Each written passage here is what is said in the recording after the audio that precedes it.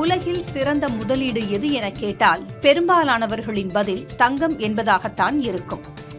ஆனால் உலகிலேயே முதலீடுகளை செய்வதில் கில்லாடி, இவரைப் போல முதலீட்டு வித்தைகளை அறிந்தவர் யாரும் இல்லை என்று புகழப்படும் அமெரிக்காவின் வாரன் பஃபட்டிடம் உள்ள சொத்தில் குண்டுமணி அளவு கூட தங்கம் இல்லை என்பது வியப்பளிக்கும் தகவல்.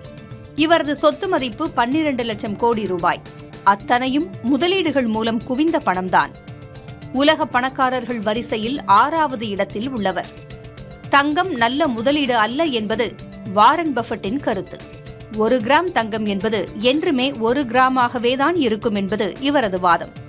தங்கத்தில் முதலீடு என்பது தொழிற்சாலை பயன்பாட்டிற்கும் ஆபரண நோக்கிலும் பயன்படும் ஒரு உலோகம் மட்டுமே என்பது இவரது அசைக்க முடியாத கருத்து.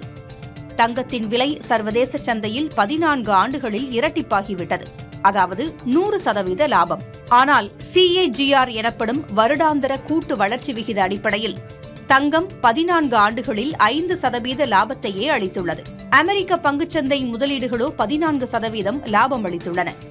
இப்படி வெவ்வேறு கோணங்களில் பஃபட் முன்வைக்கும் வாதங்கள் ஏற்கும்படி உள்ளன.